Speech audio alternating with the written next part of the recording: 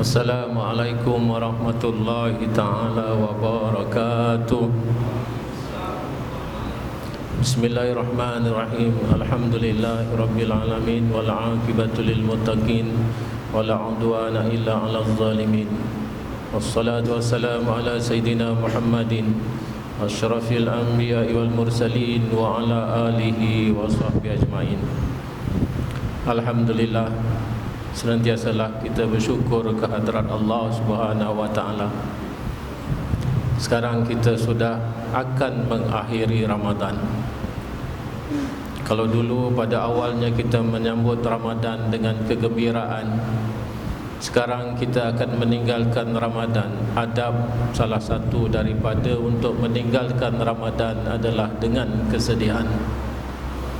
Kenapa bersedih? Kerana bulan yang diberkati akan meninggalkan kita. Bulan yang Allah Ta'ala menggandakan pahala daripada semua amal-amal kita akan meninggalkan kita. Bulan di mana Allah Ta'ala telah menutup pintu neraka dan membuka pintu-pintu syurga akan berakhir tak lama lagi. Tidak tahu sama ada kita akan menemui bulan ini lagi pada tahun hadapan, kerana tidak ada orang yang akan dapat menentukan usianya untuk sampai tahun hadapan. Jadi sebab itulah di dalam kita mengerjakan ibadah, seharusnya kita merasakan takut. Takut kalau ada cacat di dalam ibadah kita. Ini yang dikatakan di dalam ilmu tasawuf satu istilah yang namanya khauf. Dan makna khauf ini ada perkataan yang serupa makna khauf, iaitu yakhshawna rabbahum wa yakhafuna su'ul hisab, iaitu kita takut kepada Tuhan dan kita juga takut kepada buruknya hari hisaban. Itu di dalam firman Allah, yakhshawna rabbahum wa yakhafuna su'al hisab. Jadi Allah Ta'ala menggunakan di dalam ayat ini satu perkataan yakhshawna, yang lagi satu perkataan yakhafuna. Apa makna yakhshawna dan apa makna yakhafuna? Di dalam kamus kita boleh rujuk maknanya sama, iaitu takut. Kalau maknanya sama takut, tidak mungkin Allah Ta'ala membezakan di dalam satu ayat. Setentunya Allah Ta'ala akan menggunakan satu perkataan saja yang untuk menunjukkan maknanya. Tentu sekali punya beza antara yakhshawna dengan yakhafuna. Apa makna yakhshawna? Iaitu orang yang benar-benar takut kepada Allah Ta'ala, sementara dirinya itu tidak berbuat apa-apa kesalahan kepada apa yang telah dihukumkan oleh Allah. Dia orang baik, dia beribadah, takut sekali untuk melakukan sesuatu yang menjadi pelanggaran kepada hukum yang telah ditetapkan oleh Allah. Sebagai contoh, untuk kita memudahkan faham apa makna yakhshawna rabbahum dalam ayat ini, di dalam lembaran sejarah ada seorang yang tinggal di Yaman, malah beliau adalah anak kelahiran Yaman. Apabila Islam sampai ke Yaman, beliau telah menganut agama yang dibawa oleh Rasulullah sallallahu alaihi wasallam.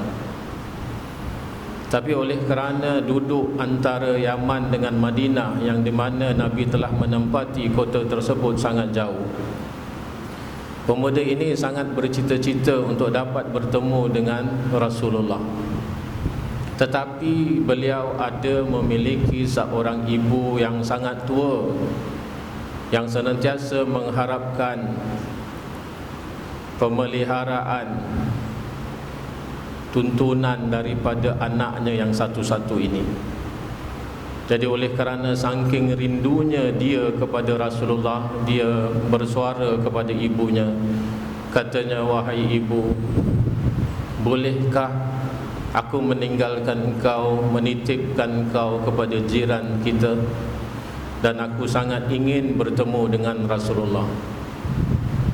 Si ibu tadi tidak sampai hati untuk membiarkan rasa rindu anaknya untuk bertemu kepada Rasulullah. Dia kata, baiklah, pergilah, tapi jangan lama-lama di sana. Setelah kamu berjumpa dengan Rasulullah, kembalilah. Dia cepat-cepat meninggalkan, buat mempersiapkan apa bekalannya, dan dia terus berjalan daripada Yaman ke Madinah. Tetapi nasib tidak menyebelahi beliau. Setelah beliau sampai di Madinah, Rasulullah pula tidak ada di kota Madinah kerana Rasulullah bepergian. Mau rasanya dia menantikan kedatangan Rasulullah kembali daripada safar, tetapi oleh kerana dia telah berjanji kepada ibunya dan ibunya suruh dia balik cepat, maka dia tidak boleh menunggu lama, dan akhirnya dia pulang dengan 1000 kehampaan. Sampai di rumah, dia dah menceritakan hal tersebut kepada ibunya. Jadi kalau demikian, tak mengapalah, mudah-mudahan Allah Ta'ala akan mempertemukan kau satu hari nanti. Apabila Rasulullah pulang daripada safar, Rasulullah telah bertanya kepada Sayyidatina Fatimah, anak baginda Rasulullah SAW. Dia bertanya, sepanjang aku di dalam safar, ada tak orang yang mendatangi, mencari dan untuk menziarah aku? Kata Sayyidatina Fatimah, ada. Orangnya begini-begini, rupanya macam begini. Kemudian tu Rasulullah mengatakan kepada Sayyidina Umar dan kepada Sayyidina Ali ketika itu yang ada bersama beliau. Dia berkata, seandainya aku sudah tidak ada, dan seandainya kamu bertemu dengan orang ini. Lalu Rasulullah mengatakan, orang ini mempunyai mata yang biru, rambutnya perang, dia ada sedikit bongkok, dan dia ada tanda putih di antara dua belikatnya sebesar wang dirham. Seandainya kamu bertemu dengan dia dan dia berasal daripada Yaman, kamu temuilah dia dan kamu minta dia mendoakan kamu. Ini pesan Rasulullah kepada dua sahabat ini, iaitu Sayyidina Ali dan Sayyidina Umar.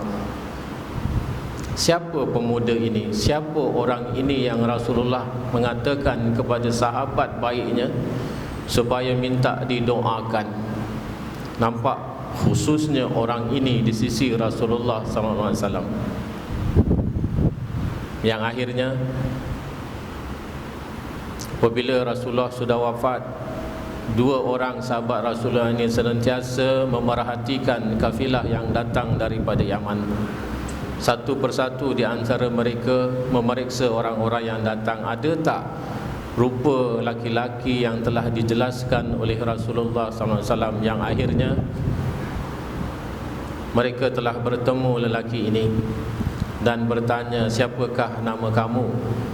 Dia kata, nama saya Abdullah. Memang semua orang pun Abdullah, semua orang pun hamba Allah, tetapi yang aku tanyakan adalah nama kamu sebenarnya yang telah diberikan oleh kedua ibu bapa kamu. Dia kata, nama saya adalah Uwais Al-Qarni. Lalu apa tujuan kamu berdua mencari aku? Kata Uwais. Lalu dua sahabat Rasulullah ini mengatakan pesan Rasulullah, kau doakanlah kami. Dia kata, macam mana mungkin aku akan mendoakan kamu sedangkan aku tak pernah bertemu dengan Rasulullah, dan kamu berdua adalah sahabat baiknya yang berjuang senantiasa di sisi baginda. Adakah martabat kamu berdua lebih rendah daripada aku? Seharusnya aku yang akan memintakan kamu mendoakan aku. Tidak, kata kedua sahabat ini. Ini adalah apa yang telah dikatakan oleh junjungan Nabi besar Muhammad sallallahu alaihi wasallam. Kalau begitulah kekasihku yang mengatakan, maka aku ikut apa yang dikatakan.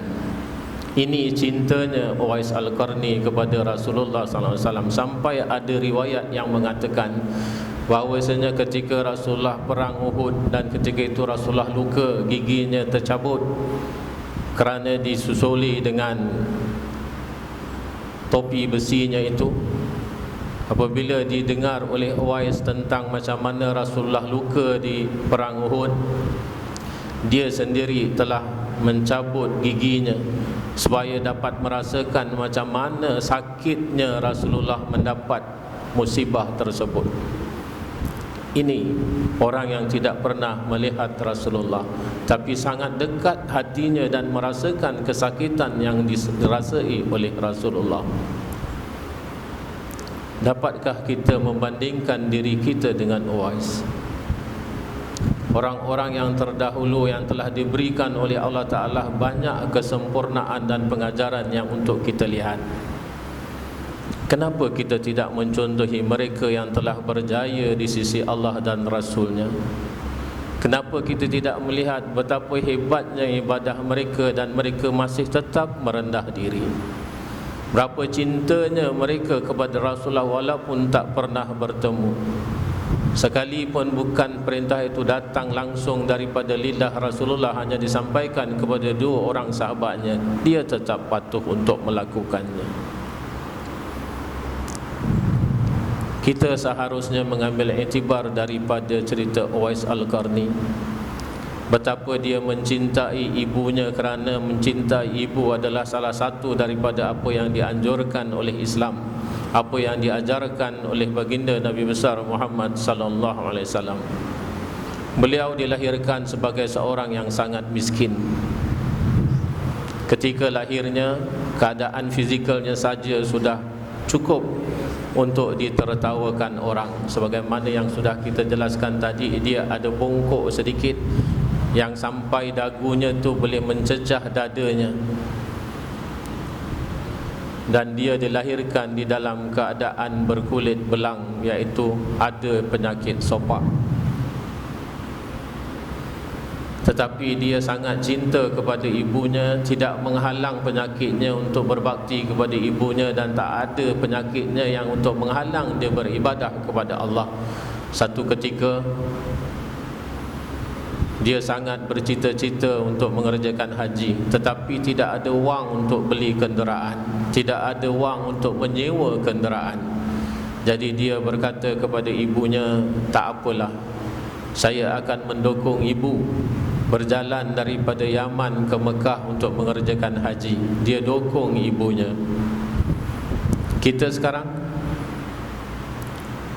kalau ibu sudah didudukkan di atas kerusi roda, tolak pun kita tak mau, apalagi mau dukung. Betapa buruknya sikap kita kepada orang tua yang telah melahirkan kita, orang tua yang telah mendidik dan membesarkan kita. Berapa buruk sikap anak-anak sekarang terhadap orang tua. Tidakkah mereka melihat orang-orang yang telah diterima ibadahnya di sisi Allah kerana semata-mata taat kepada orang tuanya? Sampai berjaya dia pergi sampai ke Mekah mengerjakan haji, tawaf di Baitullah dan wukuf di Arafah. Kemudian dia pulang selamat kembali ke Yaman. Waktu dia duduk berehat bersama dengan ibunya, ibunya tanya, wahai Uwais, di Mekah ketika kamu tawaf, apa yang kamu minta doa kepada Allah? Uwais kata, aku tidak minta doa lain, melainkan aku minta Allah Ta'ala mengampuni dosa-dosa kedua ibu bapakku. Maknya kata, kamu memintakan doa supaya Allah Ta'ala mengampuni dosa-dosa ibu bapa kamu. Jadi bagaimana kamu? Adakah kamu memohon kemaafan ataupun memohon keampunan daripada Allah terhadap dosa-dosa kamu? Dia kata, kalaulah Allah Ta'ala sudah reda dengan ibu, maknanya Allah Ta'ala akan reda dengan saya. Maka kalau Allah Ta'ala mengampuni dosa ibu, maka Allah Ta'ala akan mengampuni dosa saya. Kerana murka Allah adalah murka kedua ibu bapa, reda Allah adalah reda kepada kedua ibu bapa. Tapi kata ibunya, ibu ada satu perkara yang ibu nak engkau berdoa kepada Allah. Jadi dia tanya, doa apa yang ibu maksudkan? Ibu nak engkau berdoa kepada Allah supaya menghilangkan penyakit sopak kamu. Dia kata tak boleh Bu, kerana ini adalah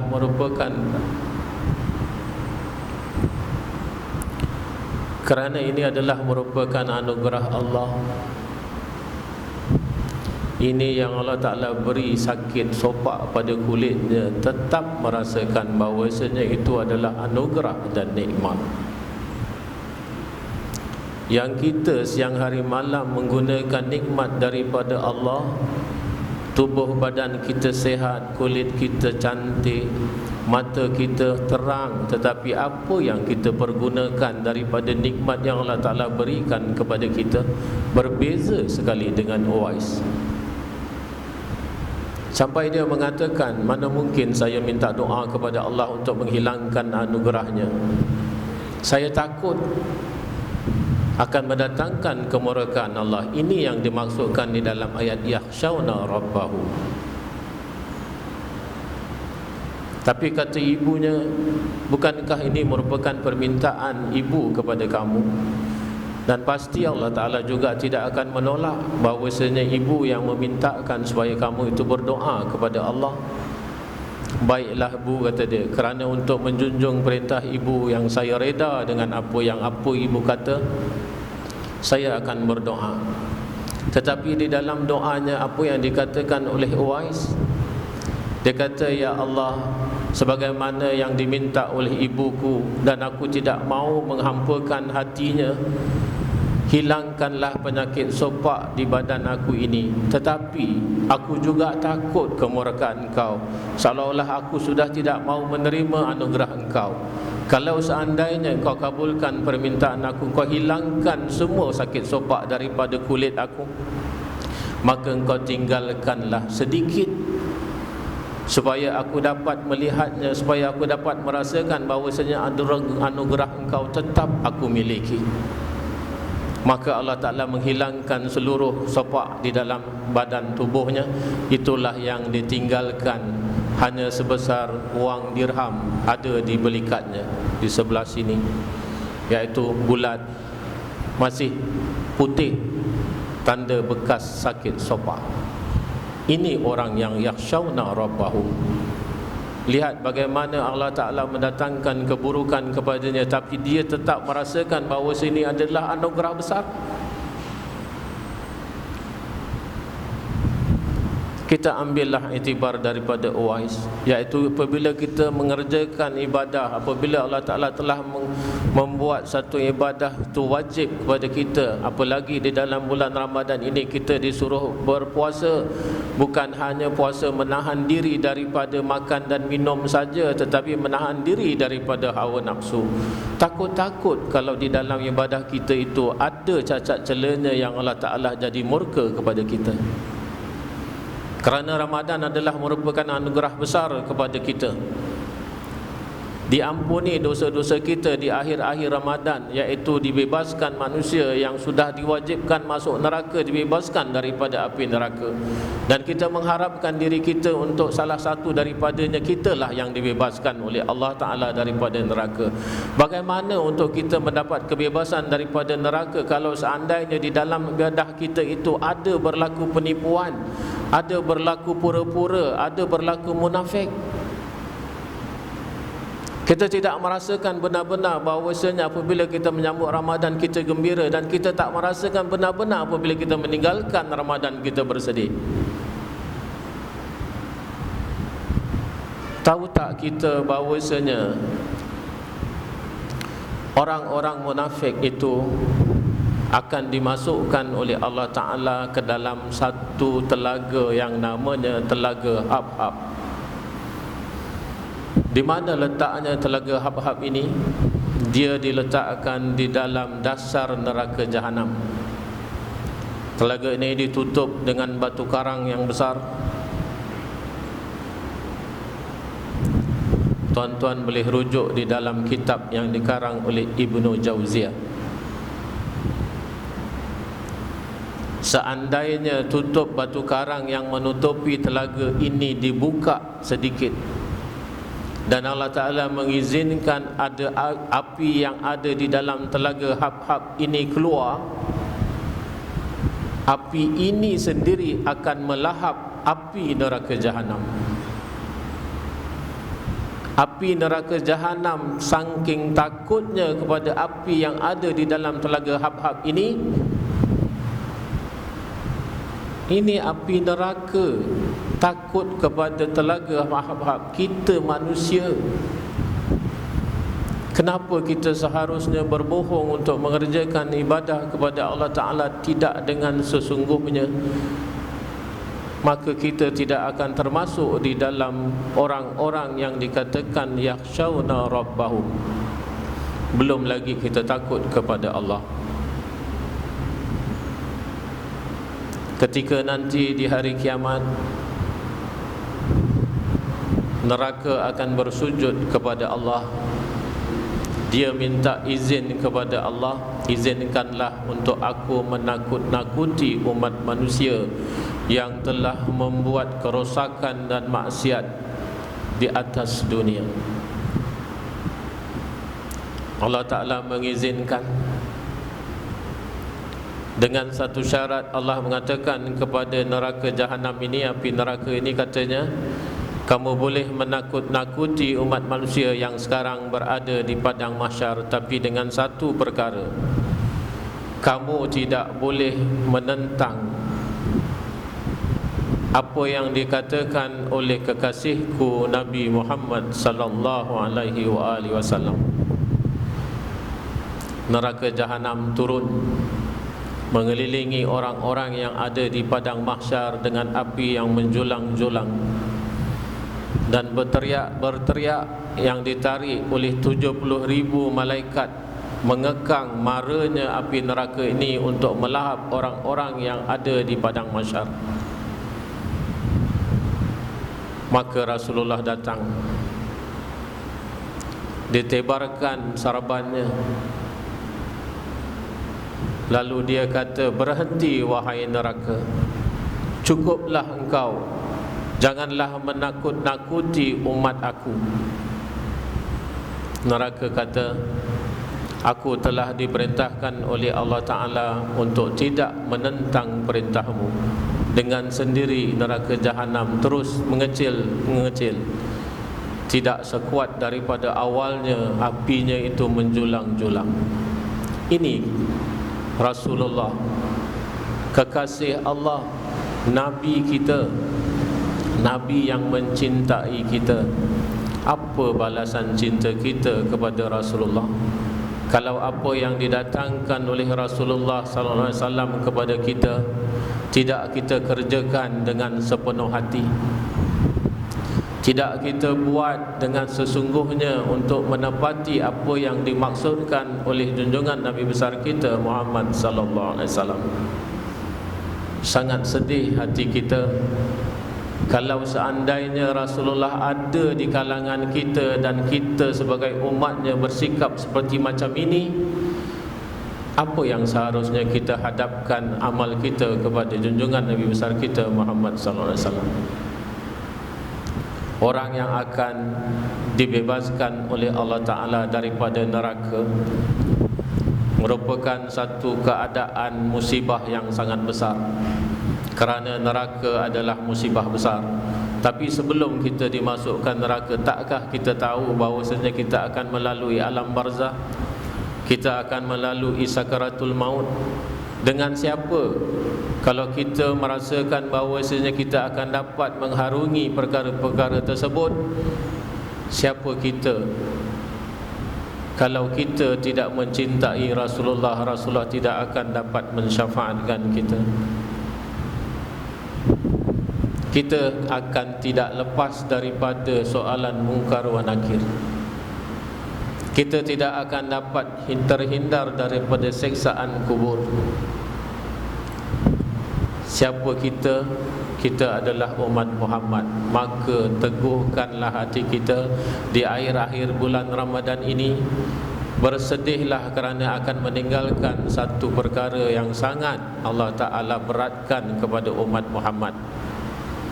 Mudah-mudahan kita senantiasa berada di dalam pimpinan cinta kepada Rasulullah. Kita gambarkan bahawasanya cinta Rasulullah ini tidak ada dua, hanya satu saja. maka kita menyambutlah kecintaan Rasulullah ini supaya hati kita terpelihara dekat kepada jalan yang telah diredai oleh Allah Subhanahu wa taala. Tidak dapat kita memperpanjangkan lagi kerana sudah jam 2. Mudah-mudahan Allah Ta'ala telah memberikan kepada kita kebebasan daripada api neraka, di mana inilah hari-hari terakhir, malam-malam terakhir daripada akan perginya bulan Ramadan. Kita mengharapkan bahawasanya diri kita lah yang terlepas daripada api neraka. Bismillahirrahmanirrahim. Allahumma salli ala sayyidina Muhammadin sallallahu alaihi wasallam. Allahumma rabbana atina fid dunya hasanah wa fil akhirati hasanah wa qina azabannar wa qina azabannar wa qina azabannar wa adkhilnal jannata ma'al abrar ya Allah ya azizu ya ghafar. Wa sallallahu ala khairi khalqi wa nuri arshi wa mazari lutfi sayyidina wa nabiyina wa habibina syafi'ina Muhammadin sallallahu alaihi wasallam. Subhana rabbika rabbil izzati amma yasifun wa salamun alal mursalin walhamdulillahi rabbil alamin.